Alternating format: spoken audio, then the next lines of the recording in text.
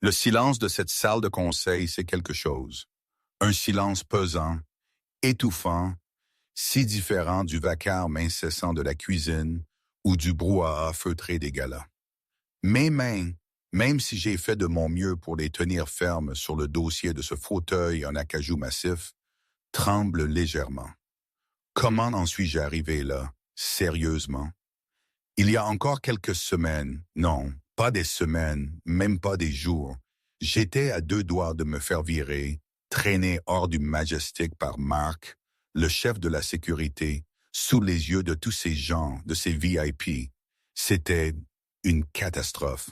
La fin de tout, je pensais. Mais en fait, c'était juste le début. L'ironie. Tout a commencé cette fameuse soirée, celle du Gala Blackwood. Enfin, le Gala Martel, devrais-je dire. Au Majestic. L'odeur du service, ça vous marque. La fumée de cigarettes froides des livraisons, le béton humide des arrière-cuisines, un contraste violent avec le parfum de vanille diffusé par la clim dans le hall principal, tout juste un étage au-dessus. Je me souviens m'être regardé dans ce miroir fissuré, là où les employés s'apprêtent. J'avais 24 ans, mais j'en faisais 30, avec mes cernes et mon chignon tiré à mort, si serré que ça me donnait mal à la tête. Ma petite broche Marie était parfaitement droite. Dans l'hôtellerie de luxe, le moindre faux pas, le moindre pli, c'est un crime. Dubois, grouillé. La voix de Pierre Dupont, le directeur de banquet, claquait comme un fouet.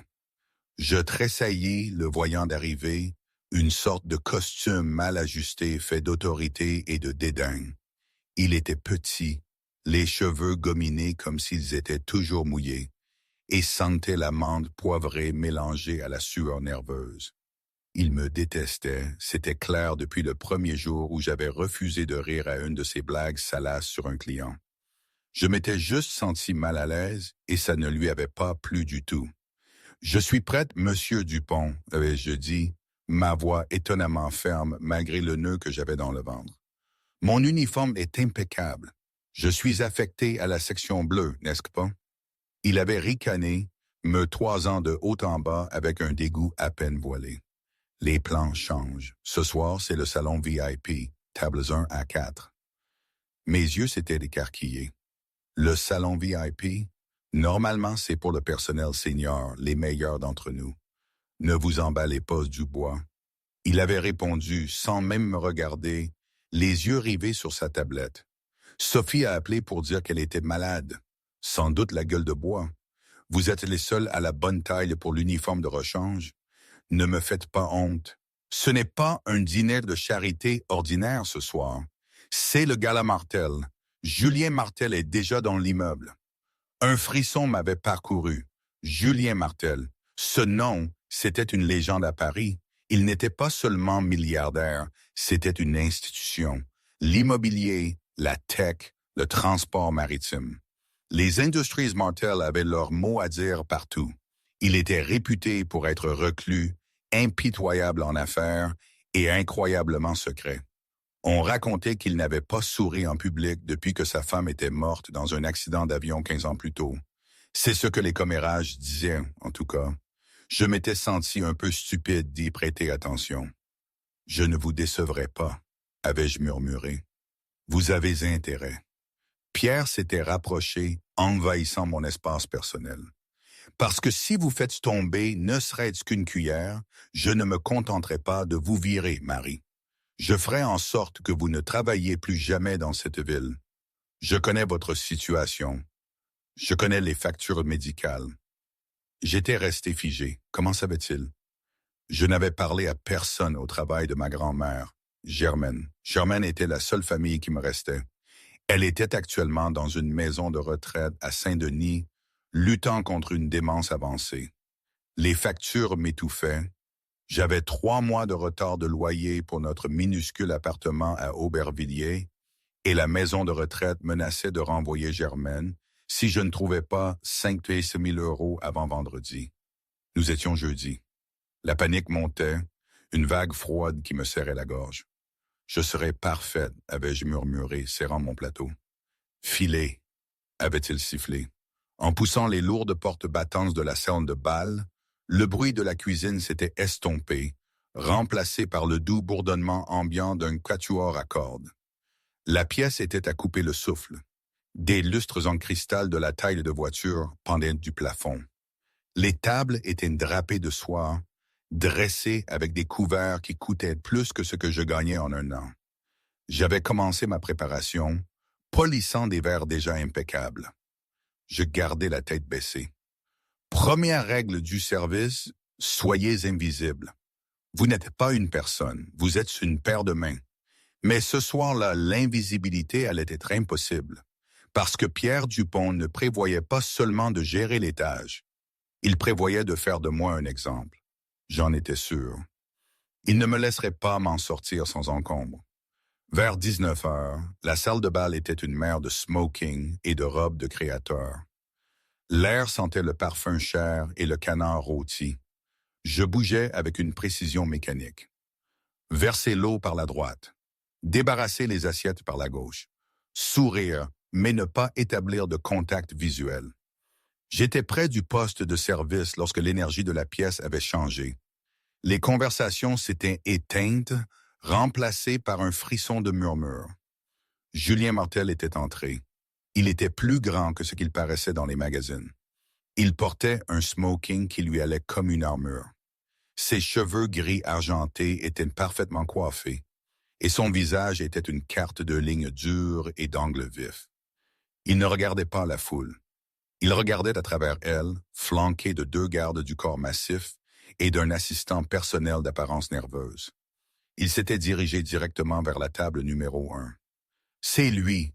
avait chuchoté Antoine, un jeune commis débarrasseur qui se tenait à côté de moi. « On dit qu'il vaut 40 milliards. Imaginez avoir autant d'argent et avoir l'air aussi malheureux. Concentre-toi, Antoine, avais-je averti, apercevant Pierre qui nous observait dans l'ombre d'un pilier. Julien s'était assis.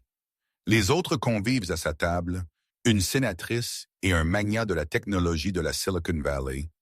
Enfin, de Boulogne-Billancourt ou un truc du genre, je ne me souviens plus exactement de son nom. Ce n'est pas comme si j'avais le temps de mémoriser tout leur visage. Avaient immédiatement essayé de l'engager dans la conversation. Julien avait fait de courts hochements de tête polis, mais n'avait pas parlé. Il avait de l'air ennuyé. Il avait l'air fatigué. J'avais été signalé pour m'approcher. J'avais pris une profonde inspiration. Je tenais la bouteille de vin, un Château Margaux de 1982, calé dans mon bras. C'était le service le plus critique de la soirée. J'avais approché la table. « Bonsoir, Monsieur Martel. Désirez-vous le vin? » Julien n'avait pas levé les yeux. Il avait simplement tapoté le bord de son verre. J'avais versé. Ma main était restée stable comme un roc. Le liquide rubis avait tourbillé dans le cristal. Le niveau parfait. J'avais tourné la bouteille pour éviter une goutte, essuyé le col avec un linge en lin et reculé. Julien avait fait une pause.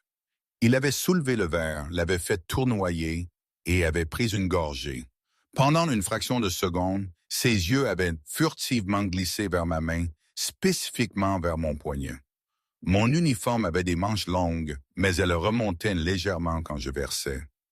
À mon poignet droit, il y avait un bracelet. Ce n'était pas cher, juste un cordon de cuir tressé avec une petite breloque en argent terni en forme de colombe. C'était la seule chose que ma mère m'avait laissée avant de disparaître quand j'avais 4 ans. Porter des bijoux était contre le code vestimentaire, mais je ne l'enlevais jamais. D'habitude, je le fixais plus haut sur mon bras avec du ruban adhésif, mais le ruban s'était décollé dans la chaleur moite de la cuisine. Julien avait froncé les sourcils. Il avait eu l'air de vouloir dire quelque chose, mais la sénatrice l'avait interrompu d'un grand rire et le moment était passé. J'avais rapidement baissé ma manche et reculé. De retour à la station, mon cœur battait la chamade. L'avait-il vu? Allait-il se plaindre? Dubois? Pierre était apparu de nulle part, me saisissant le coude.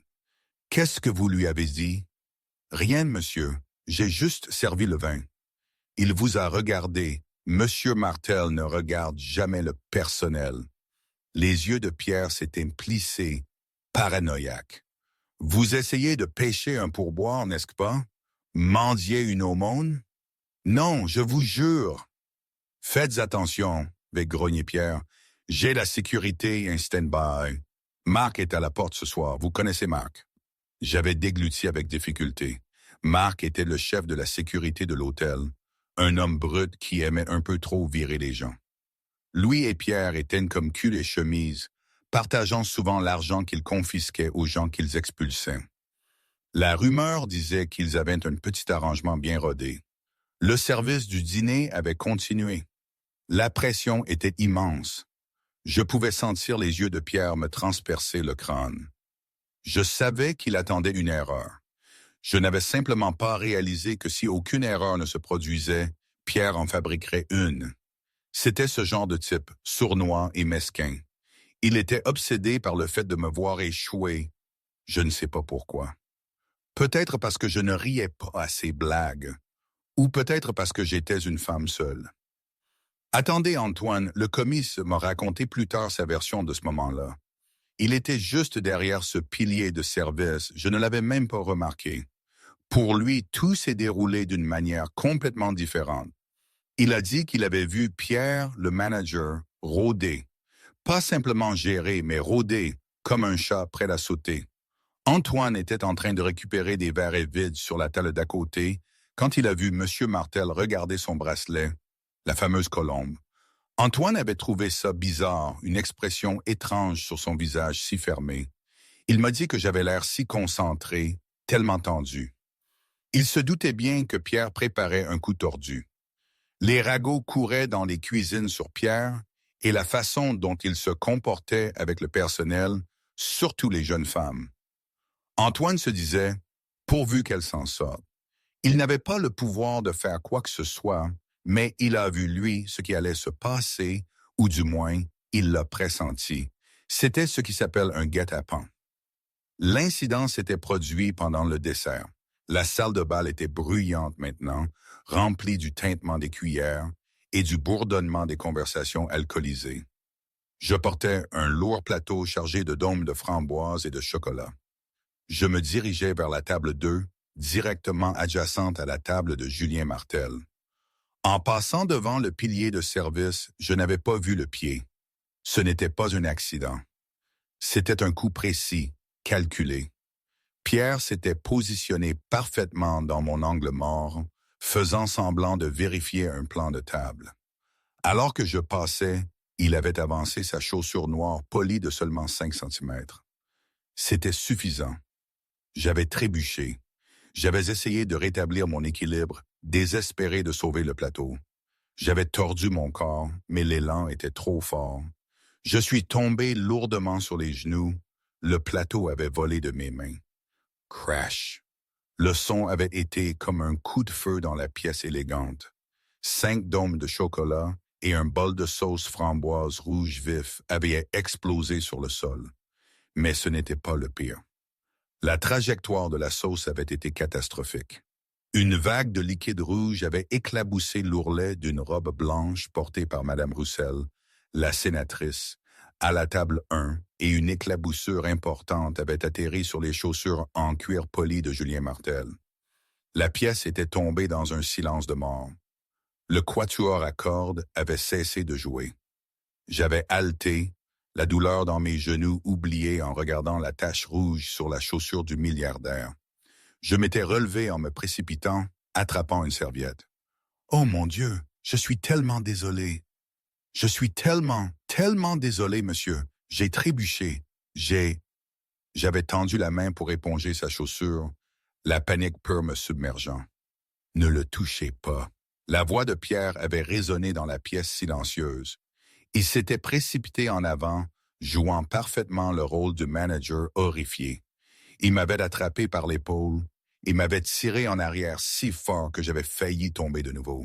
« Espèce d'idiote maladroite et incompétente !» avait hurlé Pierre, jouant pour la foule. Il avait regardé Julien Martel, son visage un masque d'excuses théâtrales.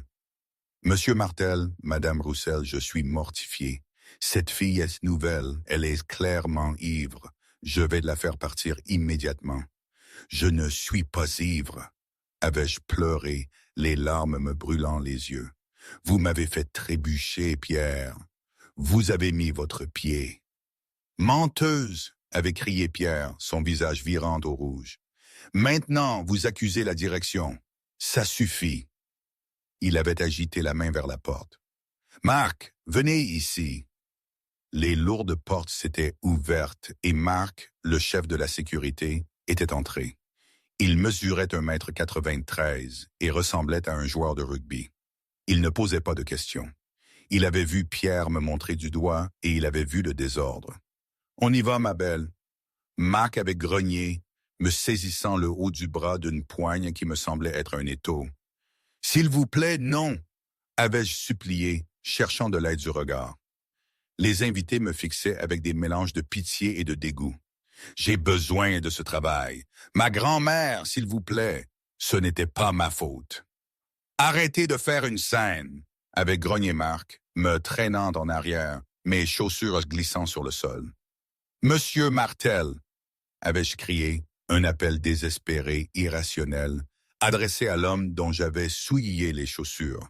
« S'il vous plaît, dites-leur, je ne l'ai pas fait exprès. » Julien Martel était resté figé.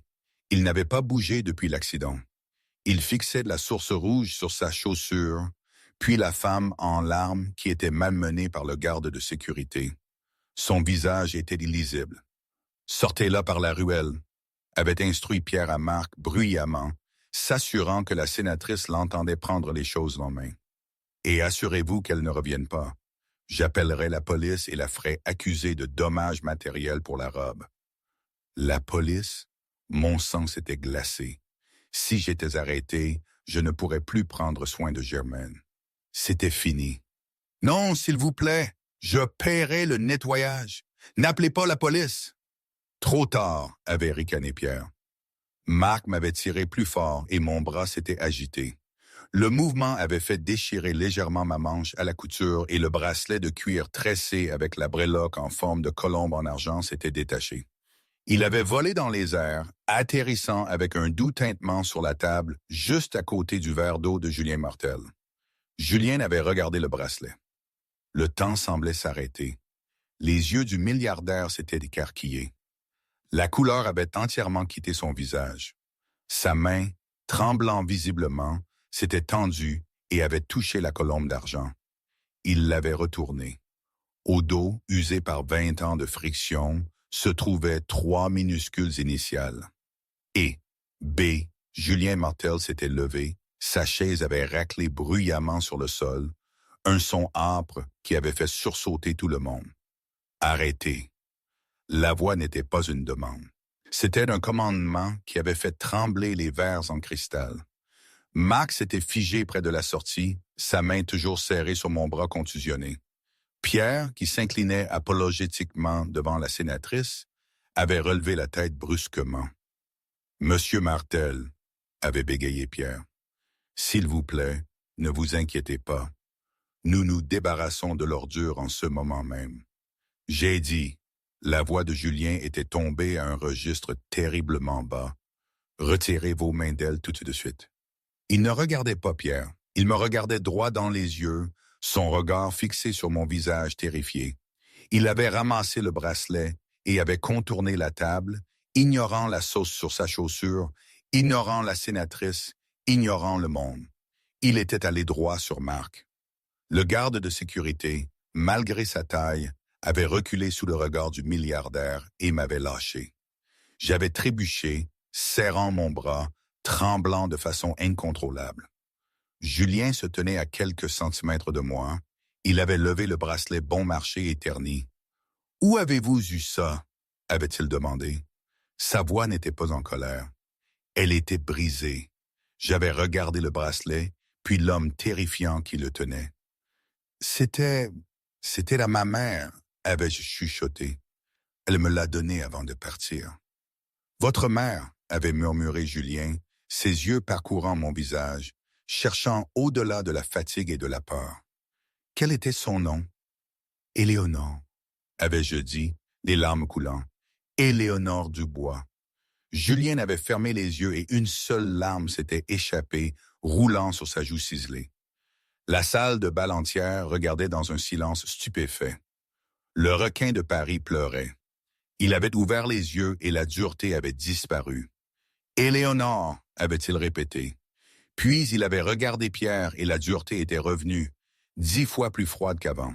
« Vous l'avez appelé ordure » avait dit Julien à Pierre. « Monsieur, elle... » Pierre commençait à transpirer abondamment. « Elle n'est pas une ordure » avait dit Julien, sa voix résonnant dans le hall. « Elle est la propriétaire de cet hôtel. » Le silence dans la salle de bal était lourd, écrasant tout le monde comme un poids physique.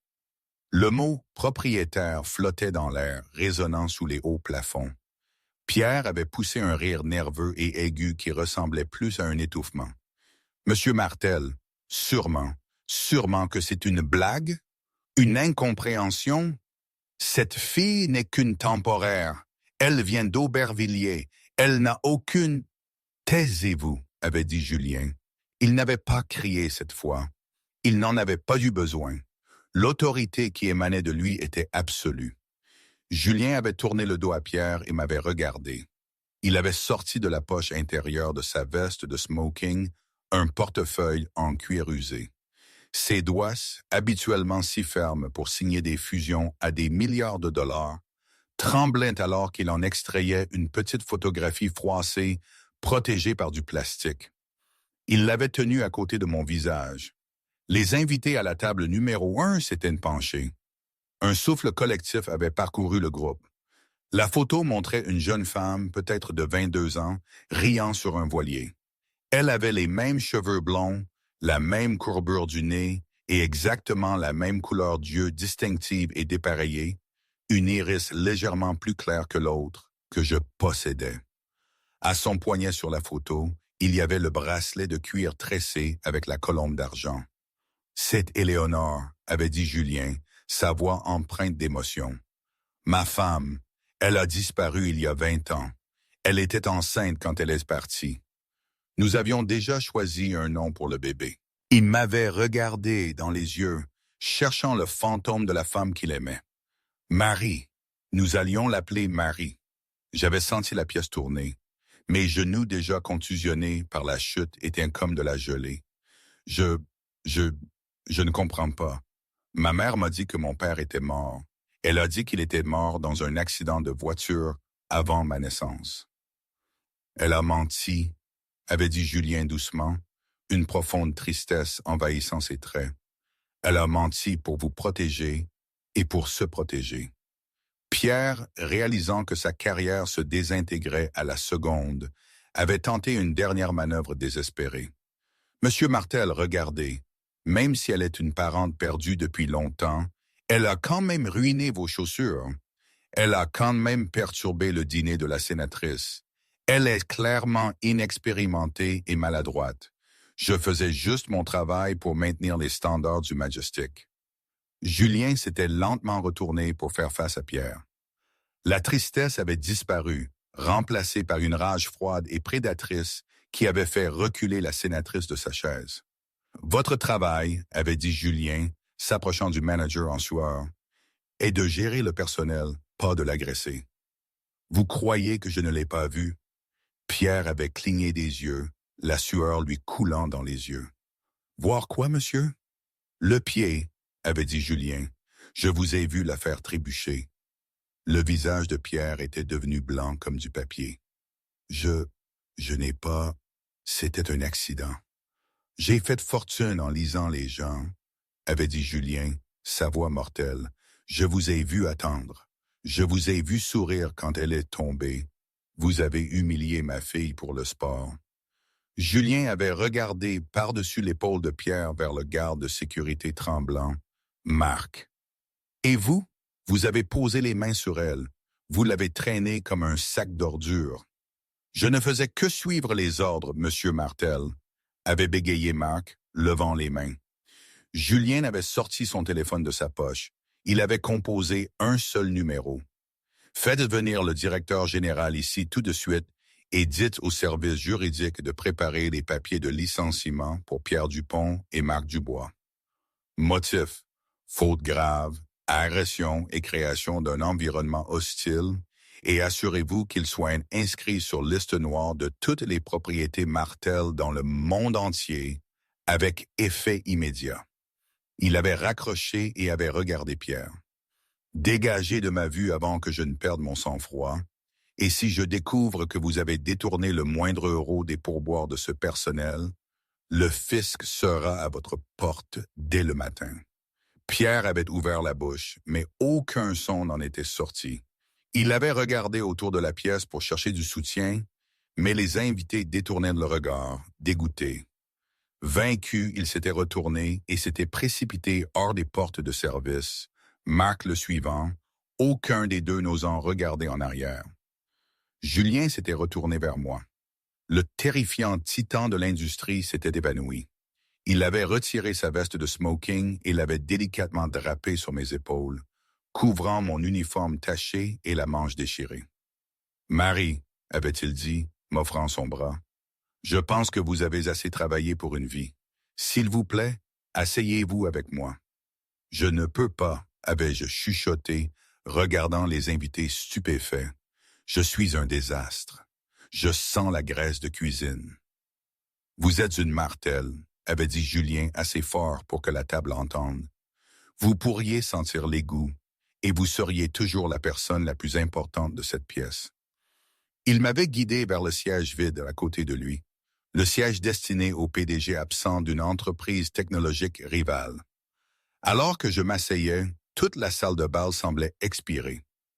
Le quatuor à cordes, sentant le changement, avait commencé à jouer une valse douce et hésitante. Mais le drame n'était pas terminé. Je n'étais pas seulement une fille au perdu retrouvée. J'étais une femme avec une vie, une lutte et une grand-mère à qui le temps était compté. Ma grand-mère, avais-je dit soudainement, serrant le bras de Julien.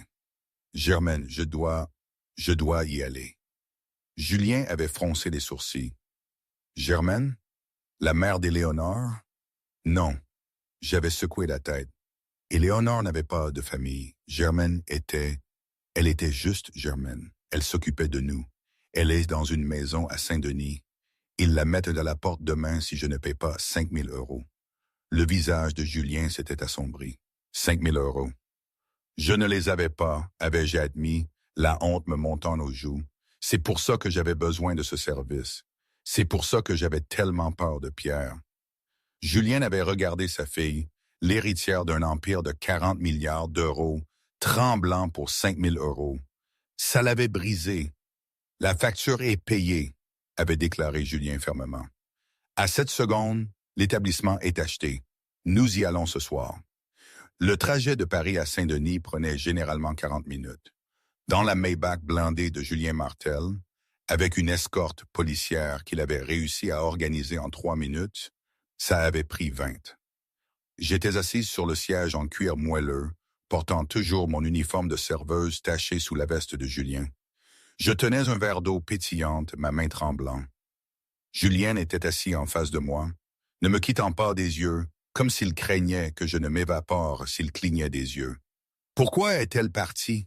avais-je demandé, brisant le silence. La question me brûlait la gorge depuis tout à l'heure. Julien avait regardé par la vitre teintée les lumières floues de la ville. J'étais jeune, avait-il commencé sa voix rauque, et j'étais ambitieux. Mon père, votre grand-père, était un homme cruel. Il a construit l'entreprise sur le sang et l'intimidation. Quand j'ai épousé Éléonore, une artiste fauchée sans pedigree, il l'a menacée. Julien avait serré les poings. Il lui a dit que si elle restait, il me détruirait. Il me couperait les vivres, ruinerait ma réputation et s'assurerait que je finisse en prison pour des crimes qu'il avait commis. Il lui a dit que la seule façon de me sauver était de disparaître. Il m'avait regardé de nouveau. Je suis rentré un jour et elle était partie. Une nonne disait qu'elle ne m'aimait plus. Je savais que c'était un mensonge, mais je ne pouvais pas la trouver. J'ai dépensé des millions pour des détectives privés, mais Éléonore, elle était intelligente. Elle savait comment se cacher. J'ai supposé que mon père l'avait tué. Quand il est mort il y a 10 ans, je n'ai rien trouvé dans ses dossiers. Elle n'a pas arrêté de vous aimer, avais-je dit doucement. Elle parlait de vous, mais elle n'utilisait jamais votre nom. Elle vous appelait l'étoile du Nord, Elle disait que vous étiez trop brillant pour que nous soyons prêts sans nous consumer. Julien avait essuyé une larme. Et Germaine, qui est-elle? C'était notre voisine quand nous avons déménagé à Aubervilliers, avais-je expliqué. Quand maman est tombée malade, c'était un cancer, Germaine a pris soin d'elle. Et quand maman est morte, Germaine m'a recueilli. Elle a fait 3 boulots pour me nourrir. C'est la seule mère que j'ai vraiment connue ces 10 dernières années. La voiture s'était arrêtée au bord d'un bâtiment en briques délabré à Saint-Denis. L'enseigne au-dessus de la porte indiquait « Résidence pour Seigneur Le Clos Fleury », mais la moitié des lettres étaient grillées. Julien était sorti, ses chaussures polies frappant le trottoir fissuré. Son équipe de sécurité, qui avait suivi dans un SUV, les avait immédiatement flanqués. Ils étaient entrés dans le hall. Ça sentait l'eau de Javel et le désespoir. La réceptionniste, une femme ennuyée mâchant du chewing-gum, avait levé les yeux et l'avait presque avalé en voyant le milliardaire en smoking et son entourage. « Nous sommes ici pour voir Germaine Leroy », avait annoncé Julien. « Les heures de visite sont terminées », avait dit la femme automatiquement. Puis elle avait fait une pause quand l'un des gardes de Julien avait posé une lourde carte noire sur le comptoir. « Nous ne sommes pas des visiteurs », avait dit Julien. « Je la déménage. Vous ne pouvez pas juste... » « Je viens d'acheter la dette qu'elle doit, » avait dit Julien, sa voix ne laissant aucune place à la discussion. « Et je suis prêt à acheter cet immeuble et à virer tout le monde si vous n'ouvrez pas le portail dans les 10 prochaines secondes. » Le portail avait bourdonné et s'était ouvert. Ils s'étaient précipités dans le couloir jusqu'à la chambre 3B. C'était une petite pièce à la peinture écaillée. Dans le lit, une femme frêle aux cheveux blancs clairsemés était allongée. Elle avait l'air petite, rétrécie par l'âge et la maladie. Je m'étais précipité au chevet. « Germaine, c'est Marie. » La vieille femme s'était agitée. Ses yeux avaient vacillé. Ils étaient troubles de cataracte et de confusion. « Marie, tu as apporté la soupe? »« Non, Germaine, avais-je pleuré, tenant la main de la femme. J'ai apporté de l'aide. » Julien était entré dans la pièce. Au moment où Germaine l'avait vu, son attitude avait changé.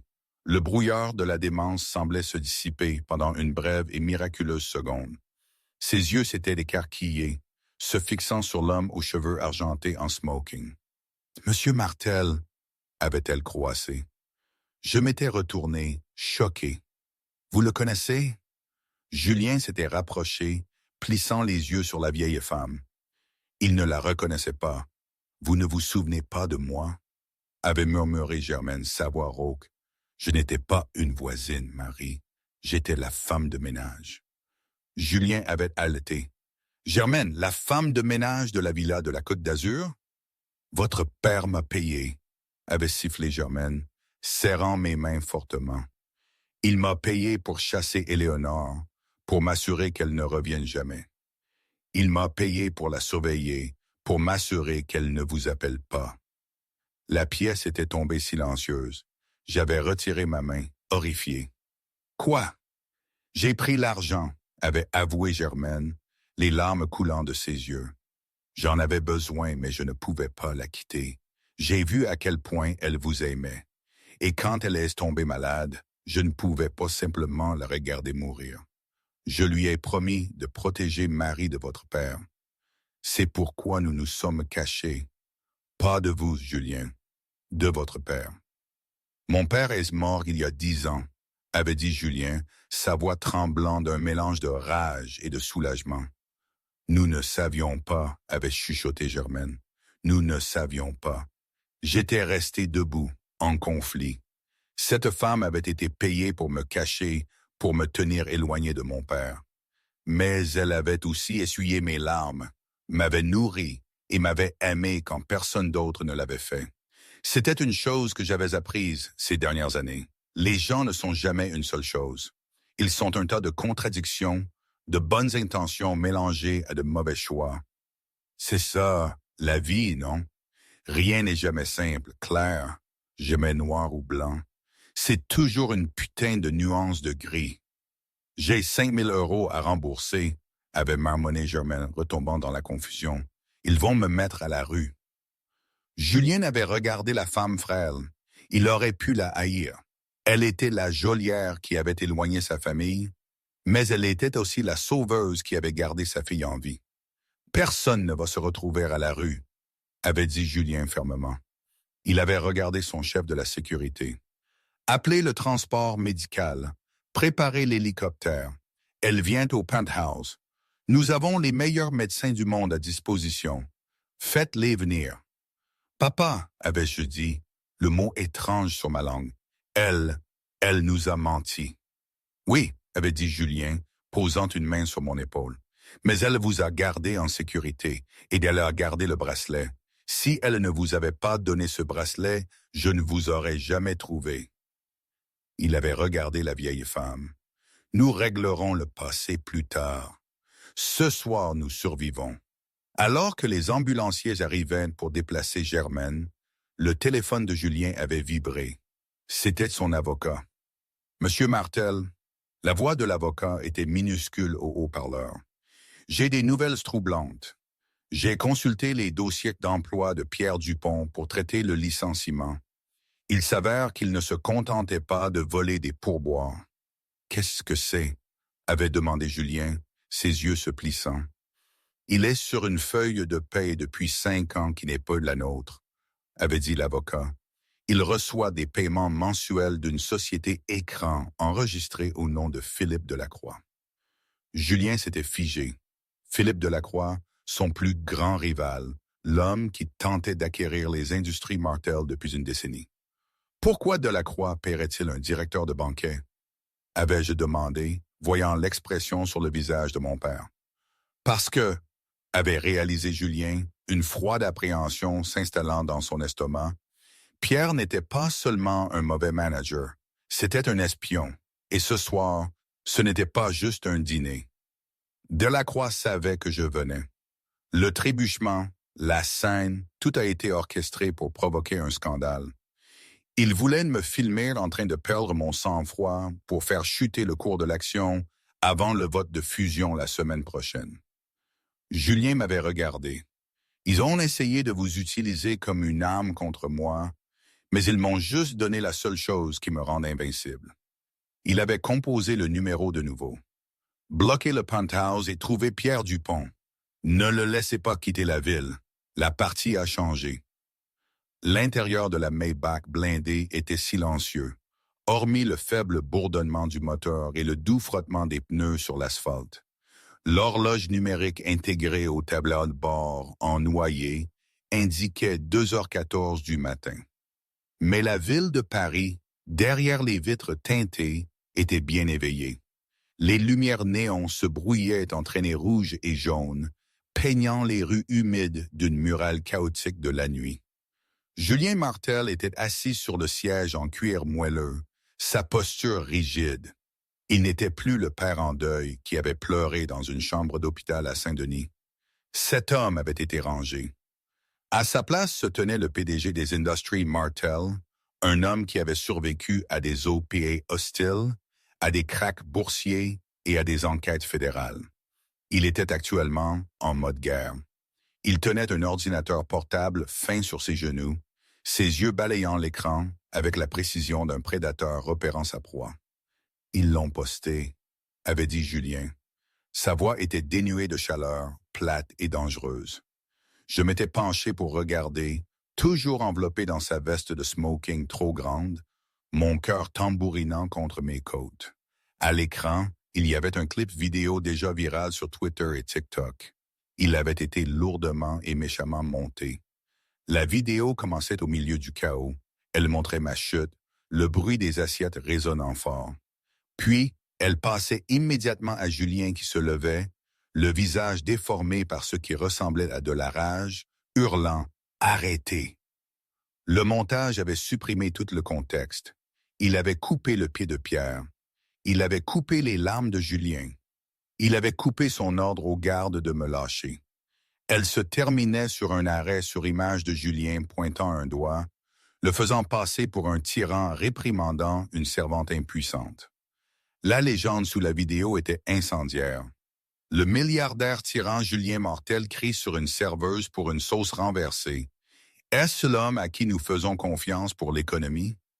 Le riche, crise mortelle. Ça a 3 millions de vues, avais-je chuchoté, ma voix tremblant. J'avais fait défiler les commentaires.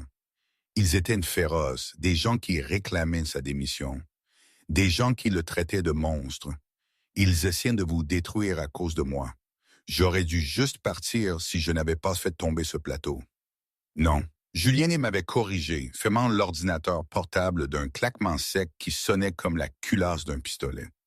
Il s'était tourné pour me regarder, ses yeux intenses. Ils n'essaient pas de me détruire à cause de vous, Mary. Ils essaient de nous détruire, mais ils ont commis une erreur critique. Quelle erreur? Avais-je demandé, essuyant une trace de mascara de ma joue. Ils ont supposé que Pierre Dupont était le seul à enregistrer, avait dit Julien, et ils ont supposé que je rentrerais chez moi pour me cacher. Julien avait appuyé sur le bouton de l'interphone le reliant au chauffeur. Changement de plan. Évitez Roissy. Nous allons au Bourget et dites à Cain de nous y retrouver avec l'équipe d'interception. Nous avons un vol à prendre. Où allons-nous? Avais-je demandé, voyant le chauffeur dévier en douceur sur 3 voies de circulation, prenant une bretelle de sortie à une vitesse qui m'avait plaqué contre le siège en cuir. Nous n'allons nulle part, avait expliqué Julien, vérifiant sa montre. Mais Pierre, lui, oui. Philippe Delacroix est intelligent, mais il est prévisible. Il sait qu'une fois que j'aurai découvert les paiements, Pierre deviendrait un énorme problème. Delacroix avait promis à Pierre un filet de sécurité, un jet privé hors du pays avant le lever du soleil, un billet aller simple pour un pays sans extradition où il pourrait dépenser son argent de pot de vin en paix. La voiture avait accéléré, laissant derrière elle le paysage urbain, alors qu'il rugissait vers les aérodromes privés du New Jersey, enfin de la banlieue parisienne. Nous allons lui dire au revoir, avait ajouté Julien sombrement. 20 minutes plus tard, la Maybach s'était arrêtée sur le tarmac de l'aérodrome privé. La scène était chaotique. Le vent fouettait le béton ouvert, sentant le kérosène et la pluie. 2 SUV noirs étaient déjà là, leurs phares perçant l'obscurité, encerclant un élégant Learjet blanc qui était en train de démarrer ses moteurs. Le sifflement aigu des turbines était assourdissant. Julien était sorti de la voiture, le vent déchirant son col déboutonné. Il n'avait pas oscillé. Je l'avais suivi, serrant les revers de sa veste. J'avais l'impression d'être dans un thriller d'espionnage. L'équipe de sécurité de Julien avait déjà franchi l'escalier roulant de l'avion. Il y avait eu des cris, une brève lutte, puis une silhouette échevelée avait été traînée par les marches métalliques. C'était Pierre Dupont. Le directeur de banquet ne ressemblait en rien au tyran arrogant qui avait terrorisé le personnel de cuisine quelques heures plus tôt. Son costume coûteux était froissé, sa cravate de travers, et son visage était luisant de sueur et de terreur. Il serrait une mallette en cuir marron contre sa poitrine, comme si elle contenait son propre cœur. « Monsieur Martel !» avait couiné Pierre alors que Cain, le chef de la sécurité, le jetait sur le béton froid au pied de Julien. Pierre avait reculé à 4 pattes, s'éloignant du milliardaire. J'étais en vacances, un voyage de dernière minute. Julien l'avait regardé avec un dégoût pur et inaltéré. Il ressemblait à un géant surplombant un insecte. Des vacances aux îles Caïmans sur un jet affrété par une société écran appartenant à Delacroix Enterprises? Je ne sais pas, qui sait, avait menti Pierre, sa voix craquant. Je jure que j'ai juste gagné un concours. Julien n'avait pas pris la peine de discuter. Il avait simplement fait signe à Cain. Le grand garde de sécurité s'était avancé et avait arraché la mallette des mains de Pierre. Pierre avait crié, essayant de la récupérer, mais il était impuissant. Cain avait fait sauter les loquets en laiton et avait ouvert le couvercle. L'intérieur de la maillette était tapissé d'épaisses liasses aérées de billets de 100 €. C'était plus d'argent que je n'en avais jamais vu de ma vie. Indemnité de départ, avait noté Julien sèchement, fixant l'argent. Pour un travail bien fait, Vous avez mis en scène l'accident. Vous avez monté la vidéo. Vous l'avez envoyée à la presse. C'est de l'argent sale, Pierre. Ce n'était pas personnel, avait sangloté Pierre, réalisant qu'il n'y avait aucune issue. Il s'était effondré sur les genoux, se tordant les mains. Delacroix a dit qu'il me ruinerait si je ne le faisais pas. Il a des photos, des dettes de jeu. Il possède mon prêt immobilier. Je n'avais pas le choix, Monsieur Martel. Je devais le faire. Nous avons tous des choix, avais-je dit. Ma voix tremblait, mais elle était assez forte pour être entendue au-dessus du vrombissement des moteurs de l'avion. J'étais sorti de derrière mon père. Le vent fouettait mes cheveux sur mon visage, mais je ne les avais pas repoussés. J'avais regardé l'homme qui avait fait de ma vie un enfer pendant 6 mois. Pierre avait levé les yeux vers moi. Il avait cligné des yeux, confus. La serveuse qui l'avait tourmenté, la fille qui l'avait traité d'ordure, se tenait maintenant aux côtés de l'homme le plus puissant de la ville. J'avais l'air différente. La fatigue était toujours là, mais la peur avait disparu. Vous m'avez traité comme de la merde, avais-je dit, m'approchant. Pas parce que j'avais mal fait mon travail, pas parce que j'étais en retard, mais parce que vous étiez payé pour me faire paraître mal. Vous avez détruit ma dignité pour un chèque de paie. Marie, s'il vous plaît, avait supplié Pierre, rampant vers moi, ses genoux raclant l'asphalte. Je peux vous aider, je peux arranger ça. J'ai les images non montées, j'en ai gardé une copie sur mon cloud comme assurance. Je savais que Delacroix pourrait me doubler. Je peux prouver qu'il a tout monté. Laissez-moi juste partir. Julien avait levé une main, stoppant l'avancée de Pierre. Vous nous donnerez ces images. Vous nous donnerez les identifiants de connexion, les emails et les SMS. Julien avait pointé du doigt la grille de l'aérodrome. Des lumières bleues et rouges clignotaient contre la clôture en grillage. Des sirènes hurlaient au loin, de plus en plus fort à chaque seconde. Le FBI, enfin, la brigade financière, était arrivée. Et puis, avait dit Julien, sa voix froide comme la tombe, vous monterez dans cette voiture avec les gentils agents fédéraux qui arrivent en ce moment même. Je vais en prison, avait gémi Pierre, regardant l'argent puis les lumières de la police. Pour espionnage industriel, extorsion, agression et complot, avait énuméré Julien les chefs d'accusation. Vous aurez de la chance si vous revoyez le soleil dans 10 ans. Mais si vous témoignez contre Delacroix, si vous nous donnez tout, peut-être que vous n'en ferez que 5. Les agents fédéraux avaient envahi le tarmac, armes au poing, criant des ordres, alors que Pierre était menotté, lu ses droits et poussé à l'arrière d'une berline gouvernementale. Julien s'était tourné vers moi. L'adrénaline commençait à s'estomper, remplacée par une profonde et épuisante lassitude. Mais en regardant au-delà de la piste, Julien avait vu le ciel commencer à s'éclaircir. Une traînée de violets et d'oranges saignait au-dessus de l'horizon parisien au loin. La réunion du conseil est à 9 heures, avait dit Julien, ajustant ses poignets de chemise. Philippe Delacroix sera là. Il pense qu'il est sur le point de me révoquer de mon poste de PDG à cause de ce scandale. Il pense qu'il a gagné la guerre avant même que je n'arrive sur le champ de bataille. Julien m'avait offert son bras. C'était un geste de manière d'entendre, mais aussi une invitation à une nouvelle vie. Il pense que je viens seul, brisé et déshonoré, avait dit Julien, une lumière féroce revenant dans ses yeux. Allons lui montrer exactement à qui il a affaire. J'avais pris son bras. J'avais regardé le jet privé, puis la ville qui m'avait broyé et recraché. Je n'avais plus peur. Je suis prête, avais-je dit. Julien avait hoché la tête vers le chauffeur. À la tour Montparnasse, nous avons une garde-robe à piller et une entreprise à sauver. La salle de conférence des Industries Martel n'était pas seulement un lieu de réunion.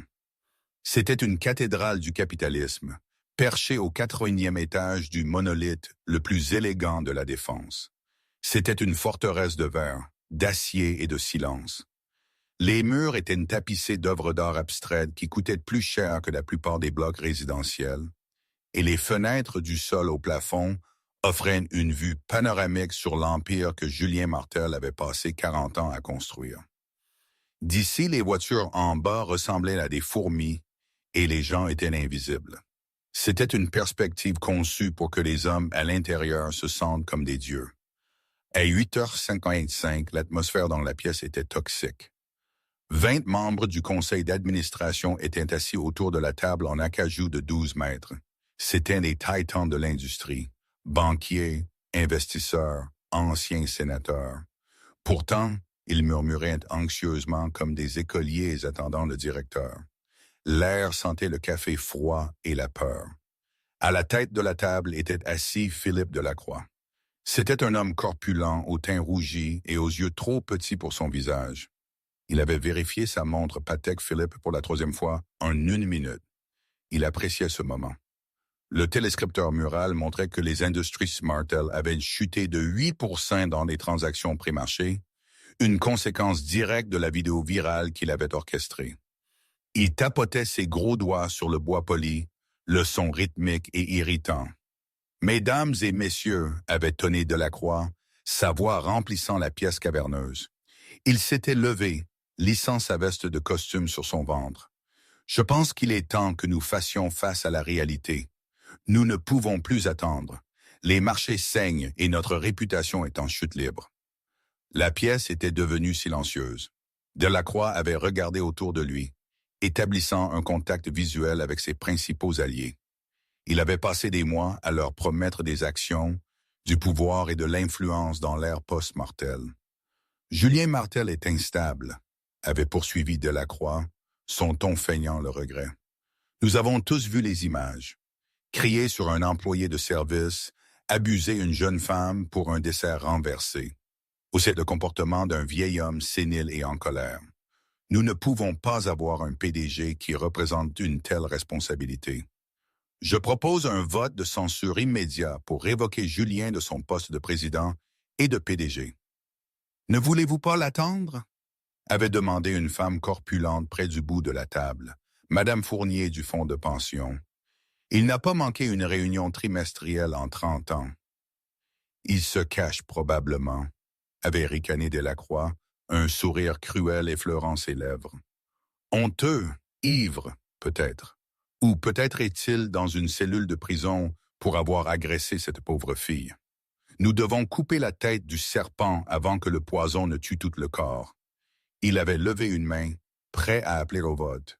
Tous pour? Boum! Les lourdes portes doubles à l'autre bout de la pièce ne s'étaient pas contentées de s'ouvrir. Elles avaient été projetées avec suffisamment de force pour rebondir sur les butoirs magnétiques. Je suis en fait assez en avance. Une voix avait fendu l'air stagnant comme une lame de rasoir. Julien Martel était entré. Il ne ressemblait en rien à l'homme brisé de la vidéo. Il avait pris une douche, s'était rasé et s'était changé. Il portait un costume bleu marine sur mesure qui lui allait parfaitement, une chemise blanche impeccable et une cravate en soie de la couleur d'un ciel orageux. Il n'avait pas l'air fatigué. Il n'avait pas de l'air vieux. Il avait l'air énergisé, vibrant d'une intensité froide et terrifiante. Mais le vrai choc n'était pas Julien. C'était la personne marchant à ses côtés. Marie Dubois était entrée dans la gueule du lion. J'avais lavé la graisse de cuisine de mes cheveux qui cascadaient maintenant en douces vagues blondes autour de mes épaules. Je portais un blazer blanc et un pantalon ajusté, une tenue tirée de la garde-robe d'urgence que Julien gardait dans son bureau. Mais je le portais avec une élégance qui ne pouvait pas être enseignée. Je tenais la tête haute, mes yeux balayant la pièce, observant les visages des gens qui contrôlaient l'économie. Delacroix avait cligné des yeux, la bouche légèrement ouverte. « Qui est-ce » avait-il exigé, pointant un doigt tremblant. « C'est une réunion de conseil à huis clos, Julien. Confidentielle.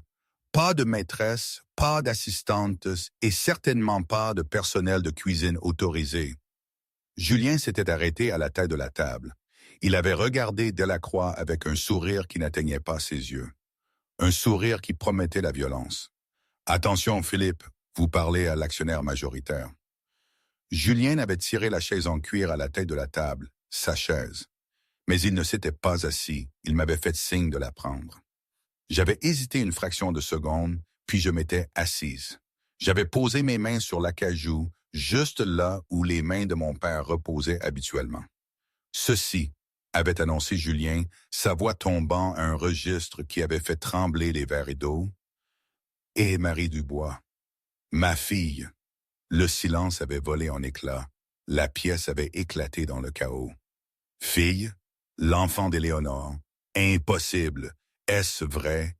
Des chaises avaient raclé en arrière alors que les membres du conseil se penchaient, plissant les yeux vers la jeune femme. Ils avaient vu les iris dépareillés qui étaient une marque génétique de la lignée Martel. Ils avaient vu la mâchoire. Ils avaient vu le fantôme de la femme que Julien avait pleuré pendant 2 décennies. Le visage de Delacroix était devenu blanc comme du papier, se vidant de son sang si vite qu'il semblait pouvoir s'évanouir. « Vous n'avez pas d'héritier », avait-il bégayé, sa voix perdant de sa résonance. « Éléonore est partie. Il n'y avait pas d'enfant. C'est un stratagème, un acteur. »« J'ai un héritier », avait dit Julien, debout derrière moi comme une sentinelle. Et à partir de ce matin, je lui ai transféré ma procuration de vote pour cette réunion. Elle parle au nom des actions Martel. Elle laisse la voix de cette entreprise aujourd'hui. Delacroix avait ri, un son désespéré et essoufflé. « C'est absurde. Vous ne pouvez pas simplement amener une serveuse ici et... » Silence, j'avais dit. Ce n'était pas un cri. C'était un seul mot prononcé avec une autorité calme et absolue. La pièce s'était figée. J'avais la présence de mon père. Julien avait tapoté une petite télécommande sur la table.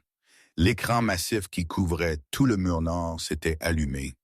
La vidéo virale de l'agression était apparue, figée sur l'image où Julien criait.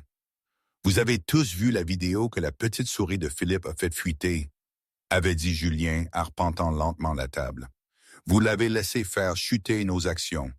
Vous l'avez laissé remettre en question mon intégrité. Maintenant, regardons le reste. » L'écran avait changé. C'était de nouvelles images. C'était tremblant, clairement pris avec un appareil portable. Mais l'image était en haute définition. Elle montrait la salle de banquet sous un angle différent, de derrière le pilier de service. Elle montrait Pierre Dupont debout dans l'ombre. Elle le montrait regardant son téléphone, attendant. Elle me montrait passant avec le plateau. Et puis, au ralenti, elle montrait le pied de Pierre qui s'avançait. Elle montrait le coup délibéré. Les membres du conseil avaient halté. Madame Fournier avait couvert sa bouche. La vidéo avait continué. Elle montrait Julien se levant. Elle montrait les larmes sur son visage. Elle le montrait réprimandant les gardes de sécurité, pas moi. Elle montrait l'étreinte. Et puis l'audio avait été diffusé. Et c'était un enregistrement pris à l'intérieur d'une voiture, accompagné d'une image de Pierre Dupont menotté, pleurant. La voix de Pierre avait filtré par les haut-parleurs, minuscule mais indéniable. Delacroix a dit de faire un spectacle. Il a dit « Si je vous fais perdre votre sang-froid, la fusion est morte. Il me paye depuis 5 ans. S'il vous plaît, j'ai les emails. J'ai les virements bancaires. » L'audio avait été coupé. La pièce était si silencieuse qu'on pouvait entendre le bourdonnement des disques durs dans le rack de serveur. Tous les regards s'étaient tournés vers Philippe Delacroix. Il transpirait abondamment maintenant, des gouttes coulant sur ses tempes et imbibant son col. Il ressemblait à un animal pris au piège. « C'est un faux !» avait crié Delacroix, claquant son poing sur la table. « Un deepfake, généré par l'IA. Julien essaie de me piéger parce qu'il sait que je gagne. »« Nous avons Pierre en garde à vue, » avais-je déclaré. Ma voix était claire, résonnant avec l'acier. Je n'avais pas regardé le conseil. J'avais regardé directement Delacroix. Il a tout avoué il y a 1 heure à l'aérodrome du Bourget. Il a remis son ordinateur portable, son téléphone et les numéros de compte offshore où vous avez envoyé les paiements. Je m'étais levé. Je n'étais pas grande, mais à ce moment-là, je semblais dominer Delacroix. Mon père a construit cette entreprise sur l'intégrité, avais-je dit, ma voix gagnant en force à chaque mot. Il l'a construite sur le travail acharné. Vous avez essayé de la détruire avec des mensonges. Vous avez essayé de m'utiliser, ma pauvreté, mes difficultés, comme une arme contre lui. Vous pensiez que je n'étais qu'une serveuse. Vous pensiez que j'étais jetable. Je m'étais penché en avant, mes mains à plat sur la table. Mais vous avez oublié une chose, Monsieur Delacroix. Les gens qui servent la nourriture voient tout. Nous entendons tout et nous savons comment nettoyer un désordre. J'avais regardé autour de la table les membres du conseil stupéfaits. Je propose que Philippe Delacroix soit immédiatement retiré du conseil pour faute grave, sabotage d'entreprise et complot en vue de commettre une extorsion, avais-je déclaré. Et je propose que nous engagions une action en justice complète pour recouvrer les dommages-intérêts liés à la manipulation boursière. J'avais de nouveau regardé Delacroix. Tous pour? Julien avait levé la main. Lentement, Madame Fournier avait levé la main, puis l'homme à côté d'elle, puis les investisseurs. Un par un, chaque main dans la pièce s'était levée. Même les alliés les plus proches de Delacroix, sentant le sang dans l'eau et désespérés de sauver leur peau, avaient levé la main. C'était unanime. Delacroix s'était affalé sur sa chaise, vaincu. Il semblait petit maintenant. Le grandiloquence avait disparu. Les portes s'étaient rouvertes. Cette fois, ce n'était pas un milliardaire qui entrait, c'était de la sécurité, la vraie sécurité, en uniforme et au visage grave, accompagné de 2 agents fédéraux. Philippe Delacroix avait demandé l'agent principal, « Veuillez nous accompagner ?» Delacroix s'était levé en tremblant. Il avait regardé Julien une dernière fois. « Vous, » avait-il chuchoté, « vous ne saviez pas. Vous ne saviez pas qu'elle existait avant la nuit dernière. Vous avez eu de la chance. » Julien m'avait regardé, ses yeux brillants de fierté. « La chance n'y est pour rien, Philippe, c'était le destin. » Alors que les portes se refermaient sur Delacroix, le traînant vers un tout autre genre d'avenir, la pièce avait expiré. La tension s'était brisée. « Et maintenant, Monsieur Martel ?» avait demandé Madame Fournier, sa voix tremblant légèrement. « La presse est en bas. Le hall est rempli de caméras. Ils veulent une déclaration sur la vidéo, surtout. » Julien m'avait regardé. Il avait vu le feu en moi. Il avait vu le leadership naturel que j'avais démontré dans la salle la plus stressante de Paris. Il avait réalisé qu'il n'avait plus besoin de me protéger. J'étais prête. « Je pense que la PDG par intérim devrait s'occuper de la presse, » avait dit Julien, reculant et me faisant signe. « Je prends un congé sabbatique.